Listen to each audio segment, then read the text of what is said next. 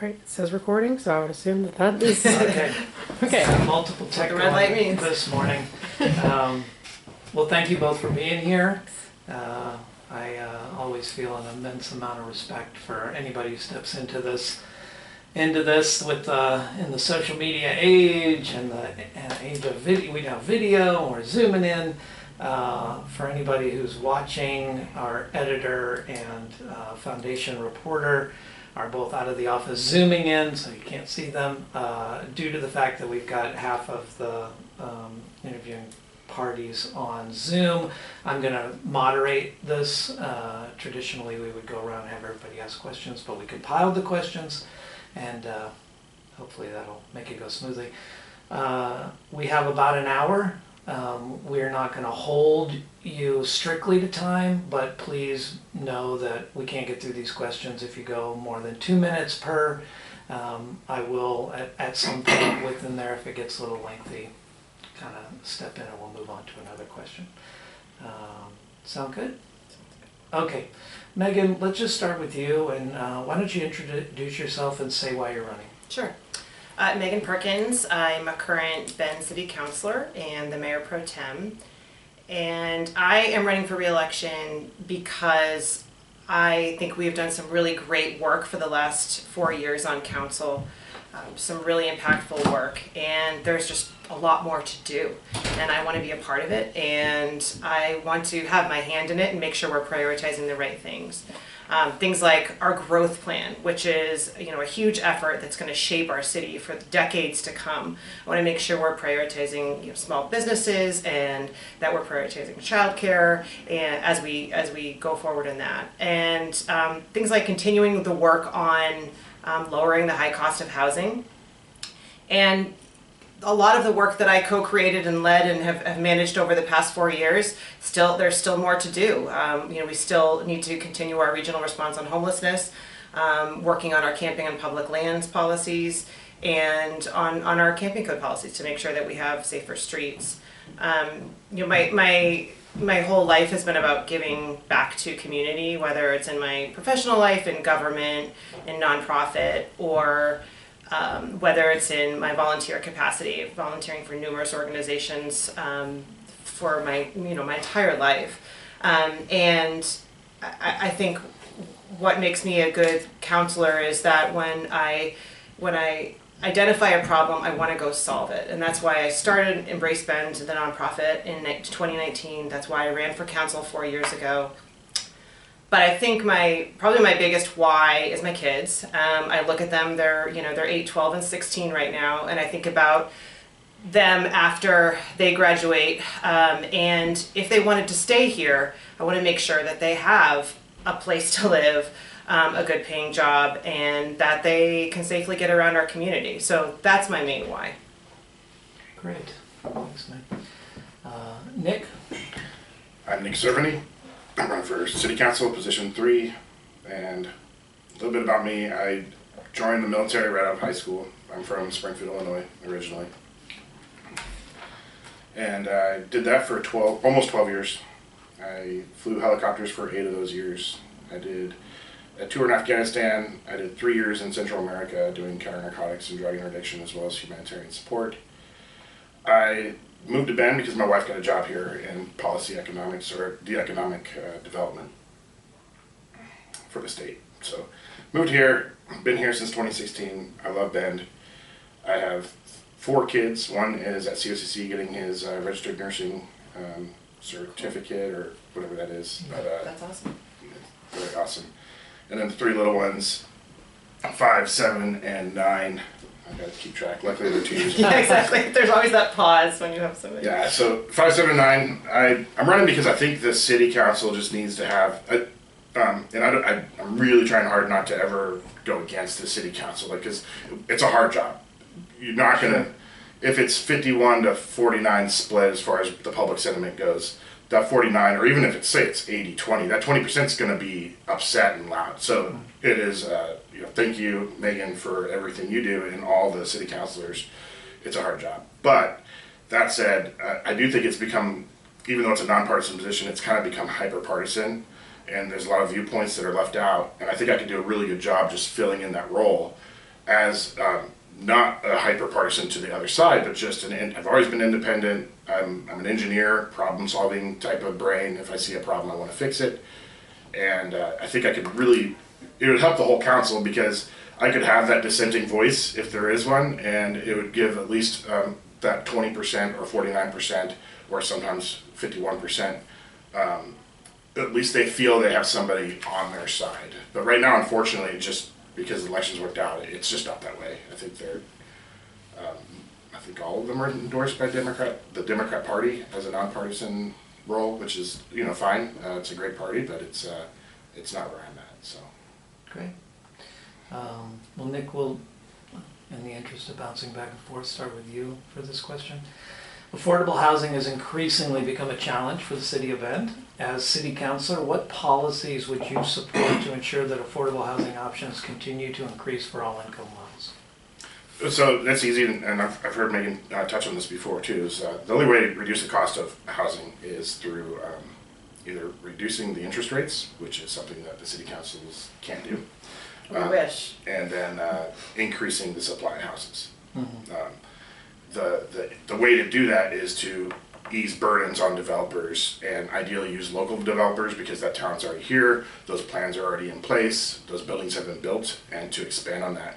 And then identifying the lots in Bend that are suitable for development, and then I would really like to see, as far as the plan goes, and I don't really want to have all the solutions because this is a work in progress. Mm-hmm. It's not like the solutions to problems always appear easier as the distance increases from them. But it would be nice to see SCC fees waived for any type of housing because we need and tie it to the cost of housing. So if the cost of housing is high, SDC fees for residential homes goes away.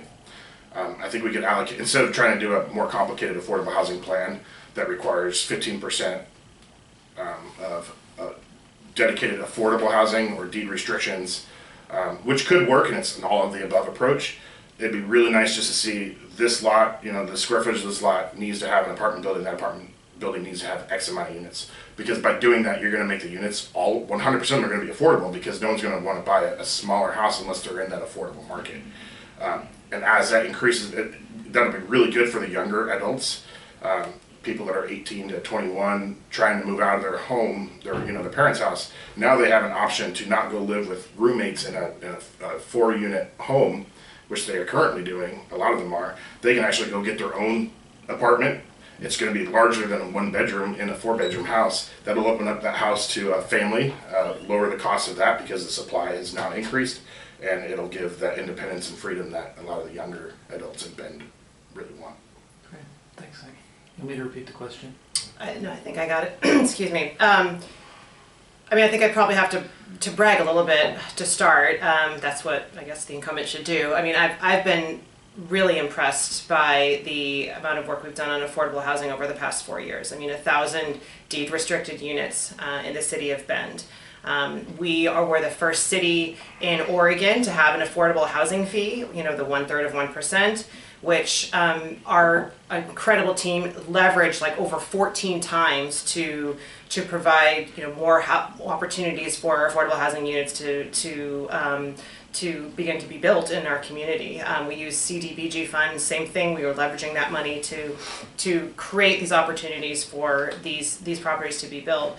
As Nick knows and as a lot of us know, the affordable housing, oftentimes it is like on a dime whether it is going to pencil, and it requires a lot of work from a lot of people and a lot of different funding sources in order for it to happen. And so I think that, with the City of Bend, we do a really great job of working with developers and funding sources to sort of be able to draw all of that together in order to get this built. What I'm really excited about over the next 4 years is we just received the $5 million grant from HUD, and that is for affordable housing. And I heard from the man who gave us the big check himself that the reason why they chose Bend is because we're already doing the right things, but we need that extra push. And this money is going to go not only for a revolving loan fund, but also to help us look at our processes and figure out how we can streamline things, how we can make them more efficient, and how we can get more of these properties out there, because this is a huge need for our community. Great, thank you, Megan. kind of following on that, while the city council has continued to help developers and make it more affordable, developers have recently come back and argued against the tree code that has been passed, stating that it would provide barriers to housing. How do you feel about this code as it relates to new development? And Megan, we'll start with you. Well, I was the council liaison to the Tree Code Committee, TRAC, an acronym I can never remember what it means, and to show the amount of input and the amount of work that this committee did, and this committee was everybody from an arborist to an environmentalist to a developer to builders. We were supposed to meet 5 times, we met 9 times. And for multiple hours each time. One time we talked about junipers for like 2 hours straight, and their value to our community. That was probably the most contentious topic, actually, of the committee. But it was interesting because the day that we were making, they were making the recommendations that they were going to go to council, no one was happy. And to me, that kind of means that you're finding something that's balanced in our community. I mean, I think it's really important that, you know, what is worse for the environment? Someone having to live in Redmond and drive to Bend every day, or, you know, cutting down a tree? Obviously the former. But we also live in Bend, Oregon, and we want to make sure that we're prioritizing, you know, these particularly old growth trees, so that we're not seeing this clear cutting that we've seen in a lot of the developments. I think that we've reached that balance, and I was disappointed that some of the people that were involved in that committee then came back and you know, didn't, you know, wanted to file a suit about it, because I really do think that we got to that middle point and that balance point. Great. Nick, how do you feel about the tree code? One, I love trees.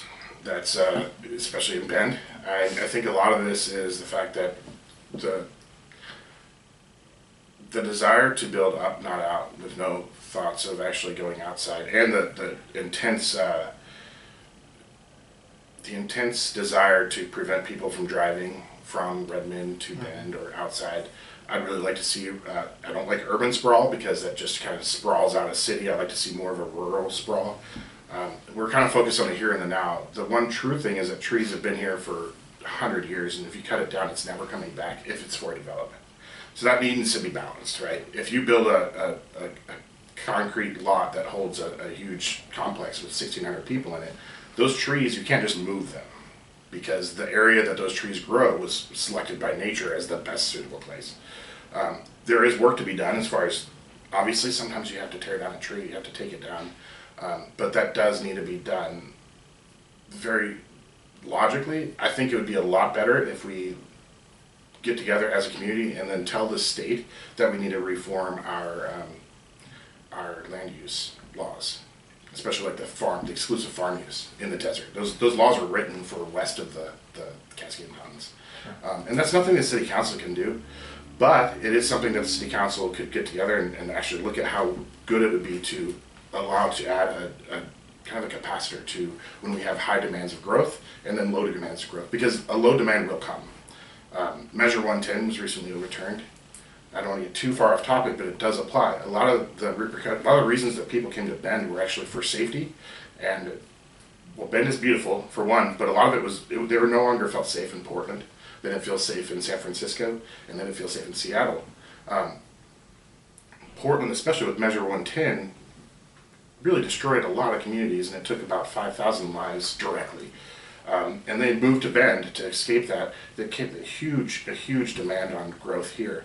However, now that that's overturned, because it was a terrible idea to implement it in the first place, and it cost lives, people are going to then be able to move back to Portland because it's going to get cleaned up. Like, we're on another swing. Meanwhile, we've had this intense growth period, and you can see it now. It is slowing down.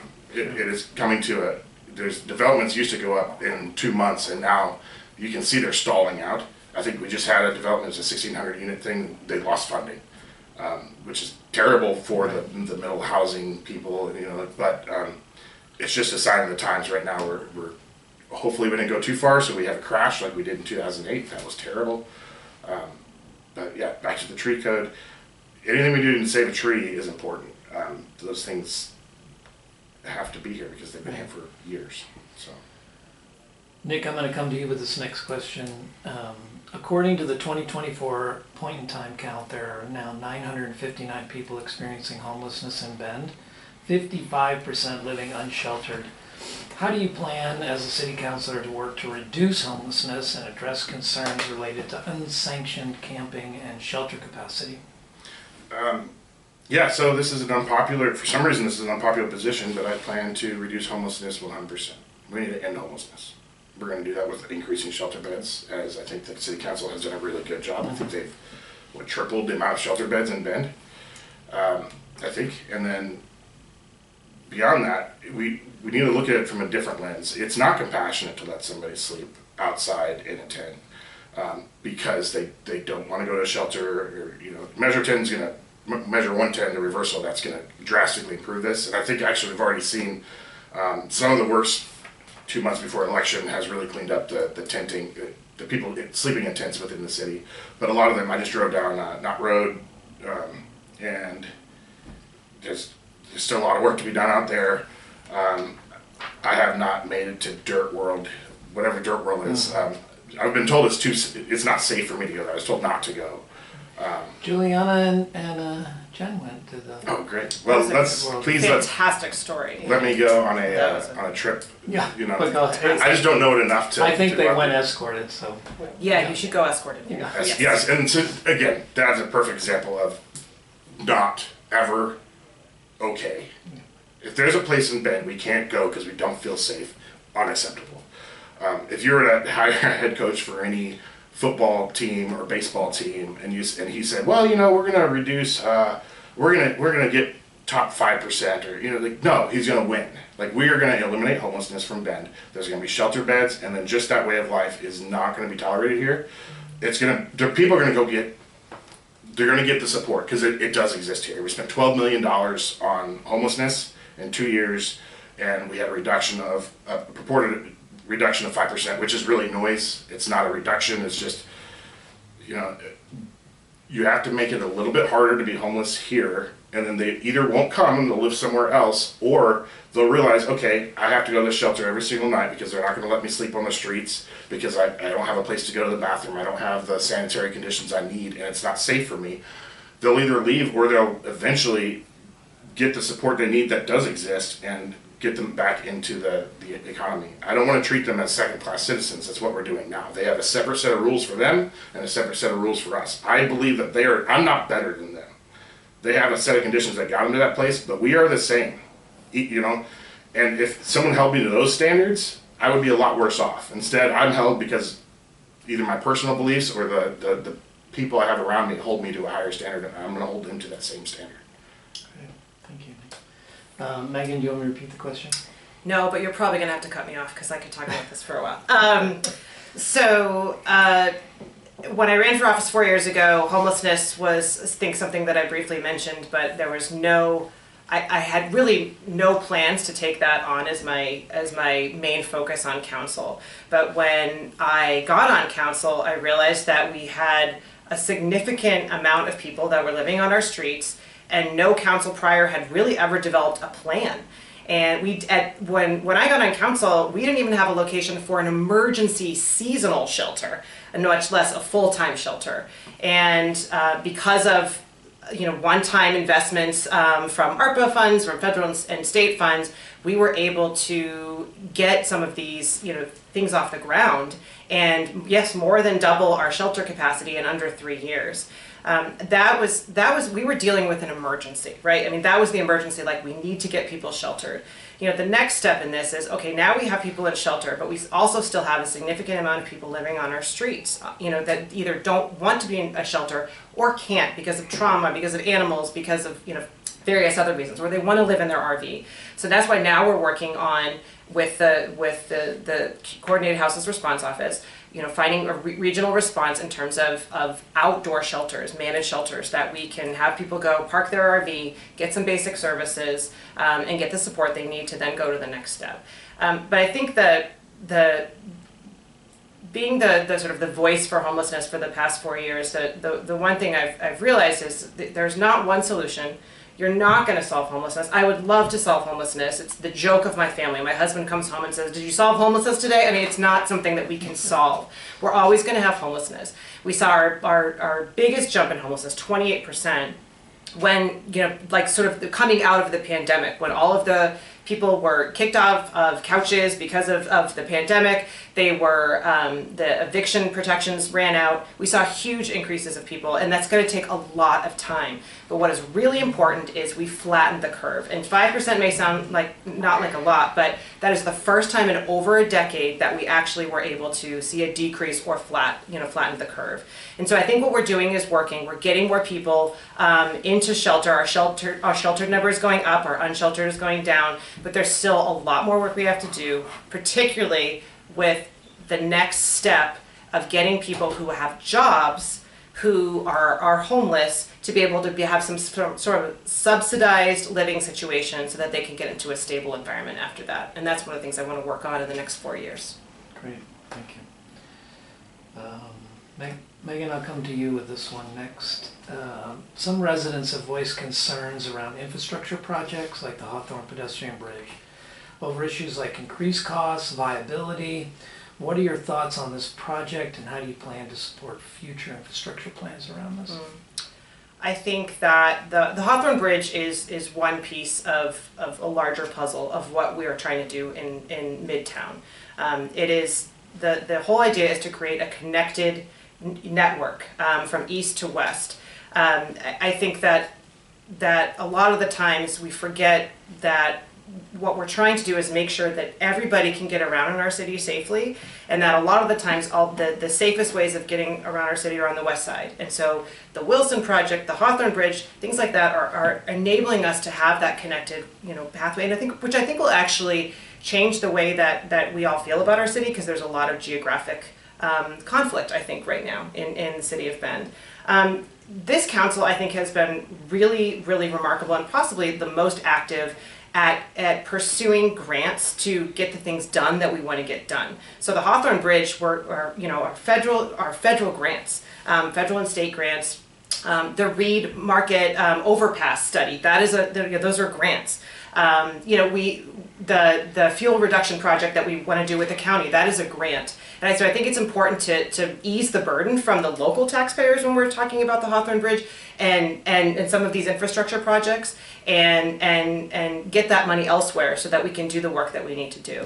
I was very active in the last legislative session at advocating at the state level for infrastructure money so that we can get some of these infrastructure projects done so that we can create the needed housing. Great, thanks. Nick, you want me to repeat it? The Hawthorne Bridge? Yeah. That's the question? Yeah, and do you, and about the increased costs and viability of that project? Yeah, so it's great. It's getting paid for by federal tax dollars, which is still our money. It's just coming out of a larger pool. I would have liked to see a lot more of those crossings. They have pre-engineered bridges that cost $300,000 to $500,000. We could have gone up and down 97 with pedestrian crossings instead of having one grandiose bridge in the middle that's pedestrian only. I do believe that's going to be very noted, because it's going to be the most expensive pedestrian only bridge in the Pacific Northwest. So that's something that we can be really proud of. And then, Bend is very beautiful. We have a mountainscape that people like. That's what we know about Bend, the river, the Deschutes River, the Cascade Mountains, and now a bridge. So I don't think it's necessary. I'm being a little sarcastic, but it is a grant, so it's a little hard to say. You were being sarcastic. So I want to make sure I'm picking it up. So. Just a little, and I think the project is already going to go. I think this is all, we're kind of beating a dead horse, right? Because they've already done this. Unless there's a way to stop it, it's done. It's done. Okay, so let's talk about the 1,000 people that are still homeless. Let's talk about actually solving that problem. I am terribly upset that we have 1,000 people that go to bed that don't have a roof to head, and people call it compassionate. We will solve this problem. When I grew up, this is another thing. When I grew up in the 80s and 90s in Illinois, a town of 117,000 people, we had 3 unsheltered people. They were all schizophrenic, and everybody knew who they were. And they simply could not be sheltered. There's just 3 out of 117,000. We had shelters, we had housing and things like that that kept the rest of it out. This is something that can be solved, short of 3. Right. And so it's not okay to say we're going to spend $12 million, but this is always going to be a problem. We need to have objective measures so every dollar spent goes to a reduction in homelessness, and if not, we pull that money away. Otherwise, we have we have the military-industrial complex. We have now the homeless industrial complex. Billions of dollars, and people are still homeless. We can't allow that to be a thing. And what really scares me is my kids now see people living in tents, and they see RVs that are falling apart on the side of the road. To them, they're young, they're impressionable, they're imprinted with the fact that, oh, that's just a normal part. No, I didn't grow up that way, and I don't think anybody did. Unless maybe California was a little different. I didn't grow up in California. But it wasn't here in Bend, and it is something that can be solved. We have to look at it in a different way, and maybe it's not a solution that the city will bring. Maybe the people just have to figure this out and do the private-public partnership. But Nick, I'm going to start with you. The increasing cost of citywide fees like the transportation fee have garnered controversy over the last year. What are your thoughts on the city's approach to infrastructure funding? So we had the GO bond, the transportation fee. GO bond was voted in. I think they did a survey on that. It was the first thing people wanted was a reduction in or basically improve transportation and traffic flow. Yep. And the 6th thing was to increase the bike lanes. And then the city decided through the bike organizations and subcommittees, and what they want to do is then say if you increase the number of bikes on the road, you decrease traffic flow. So it took the 6th priority and put it into the 1st priority. So that we have something like the Wilson project where 1/3 of the GO bond funds went to bike lanes alone. I love bike lanes. I'm very fearful of pushing people onto bikes that perhaps shouldn't be there, like the elderly. If you reduce the size of the lanes or make it harder to drive, or we don't allow parking for people who live in high density areas that affect disproportionately the low income and the seniors who shouldn't, a senior citizen who can't drive a car because they can't see certainly shouldn't be on a bike right next to a 5,000 pound vehicle.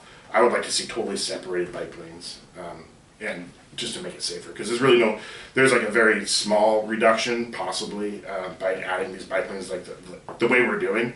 There's studies that show it actually increases danger when you don't completely separate bike lanes, but now they're off the road so it's not really visible to the car, and then you have accidents like we just had where that person was critically injured on the east side because a car couldn't see them because of the sun, and it was like a T-bone accident. So there's no amount of money that will make that safer.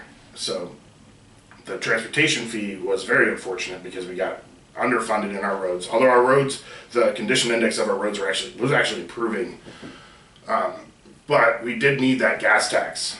We needed it because it would have taken in the tourist money from the gas, right? Yeah. So that was a thing that would have paid for the roads. It would have been a great solution. However, I voted against it because I wanted to cut back funding. I wanted the city to cut back funding and figure out how to pay for it without doing that. Instead, the city decided, well, we'll just go the non-voting route and go to the transportation fee. Yeah.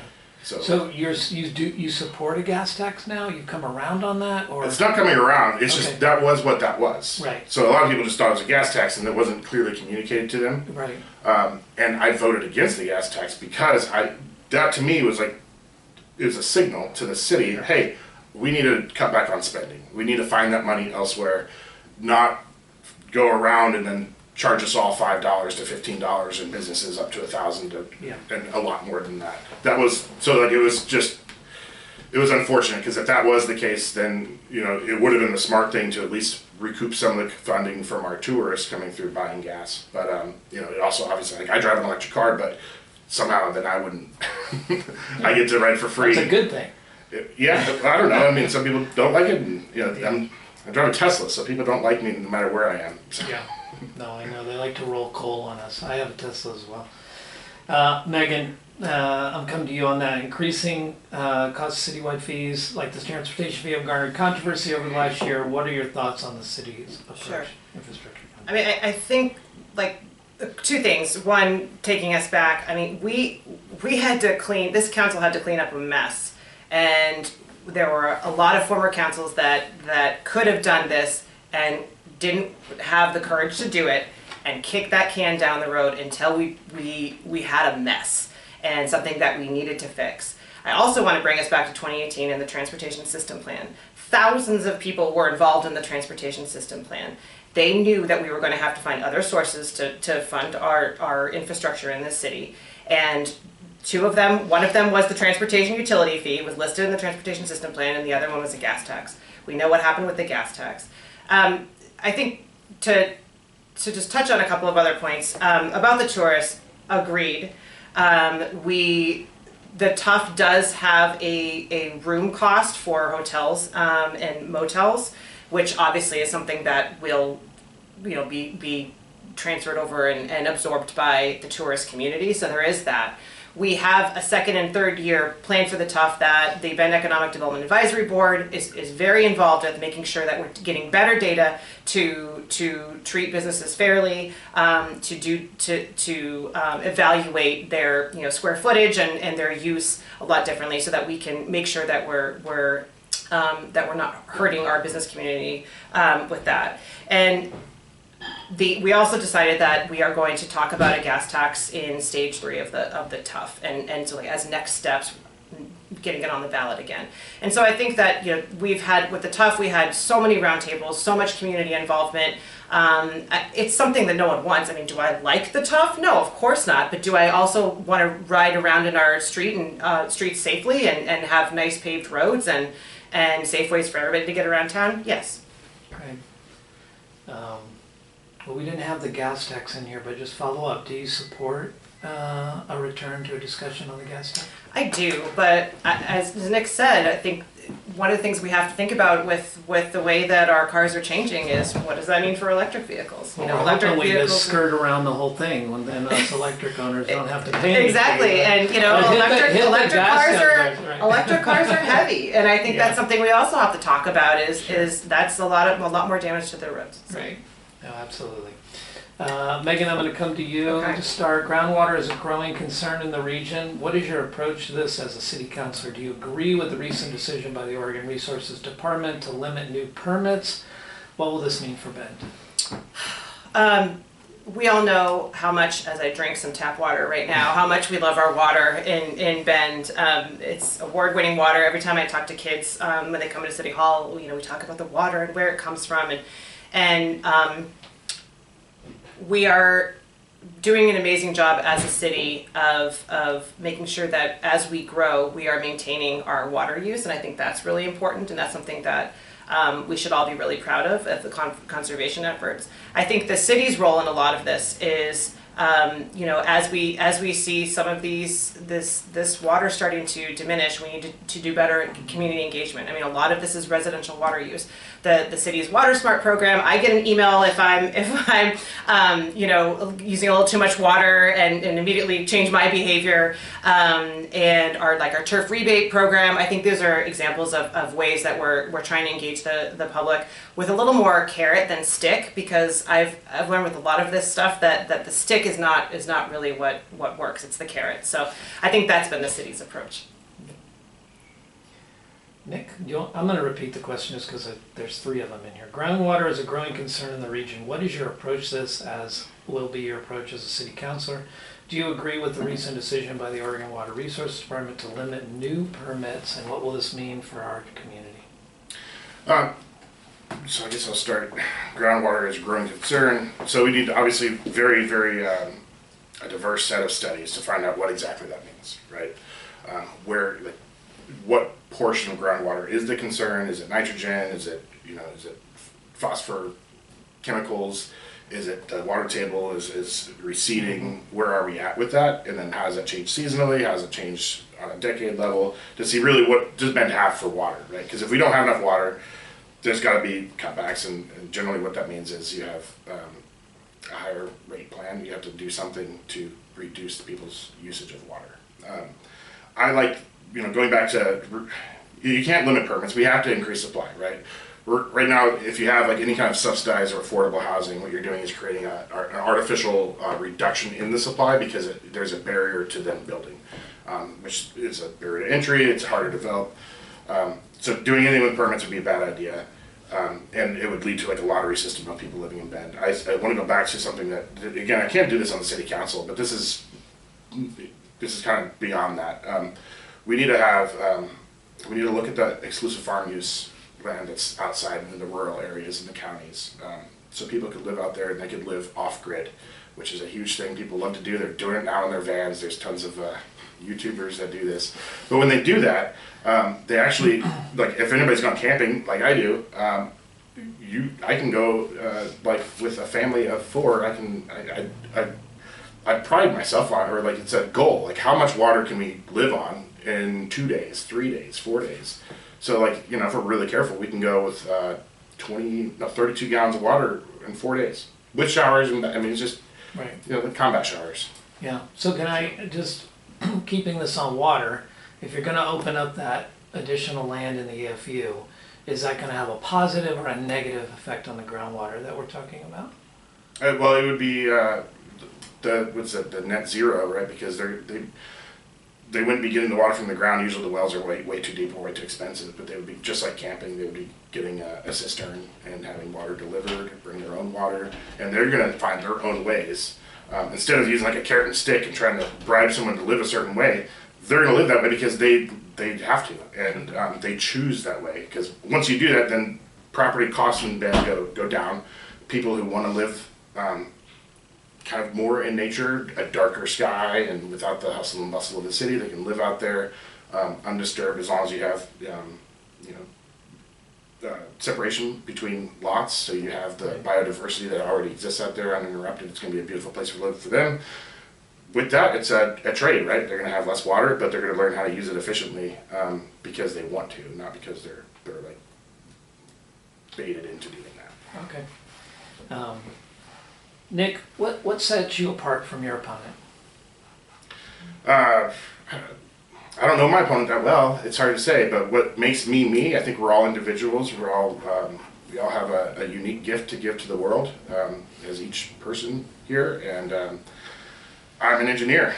I have combat experience. I have a very diverse background just from growing up. I was not the richest kid, and I've experienced not homelessness, but the lights have been turned off on my house as a kid, and that's a surprising thing when you're a little kid to experience. So I understand how it is to not know if your car is going to start in the morning, because it's 20 years old and you're doing everything you can to pay the bills, to take care of your kids, just to get to work, and then just grinding. And that's what I've done, and really that's kind of what led me to the city council. That's what I do. I'm a grinder. I work.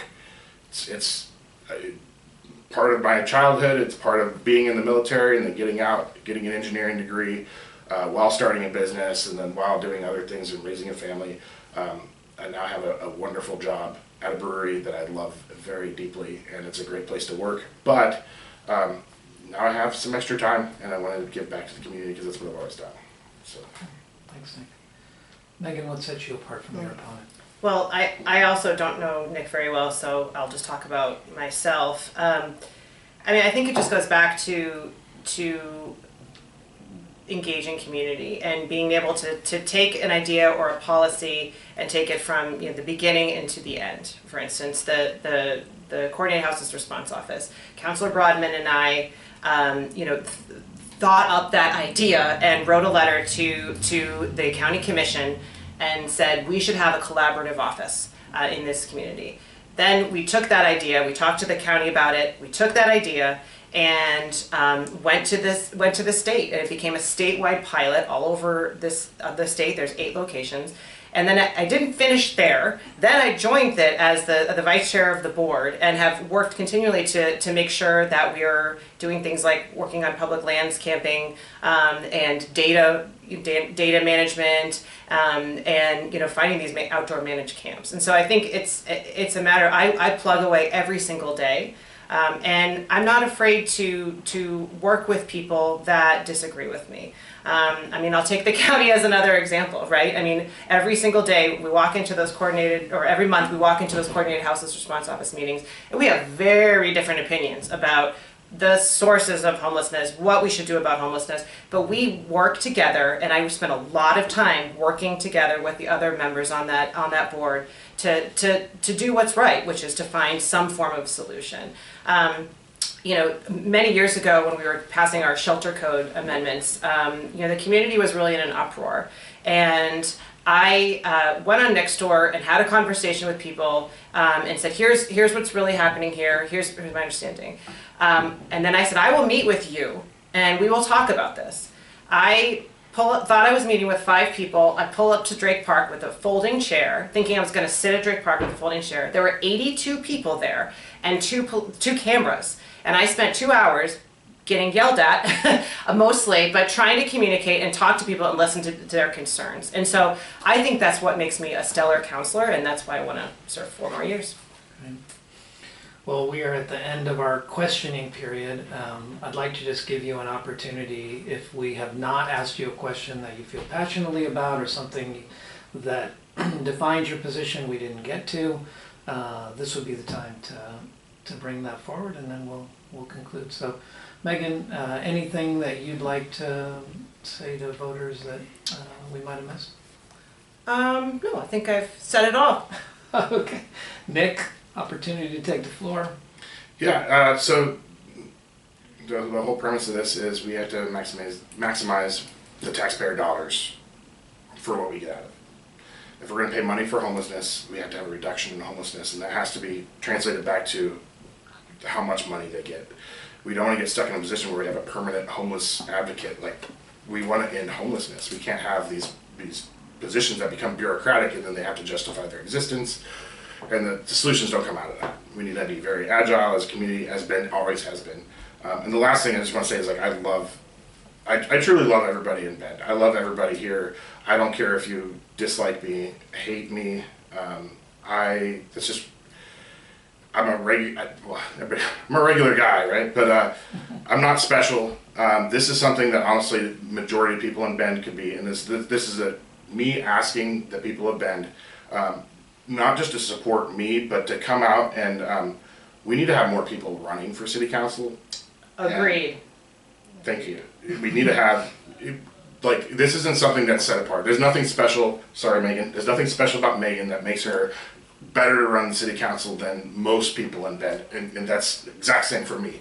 In fact, there are people that I know are way more suited to run this, but you know, they feel like I'm not as embarrassed maybe. Like, it's easier for me to get out and talk to people.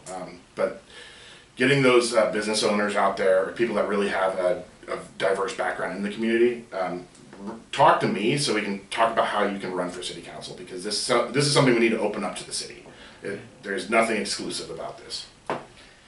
Well, thank you both for putting yourselves out there. Following on what you said, Nick, while everybody would like to do it, it takes a certain kind of person, a certain kind of character to actually jump into the ring, do this thing, stand up to all the people that you are, who may agree or disagree with your views. So I really appreciate anybody who gets into this, and thanks for being part of this, and good luck with your races. Thank you. Thank you. Appreciate it.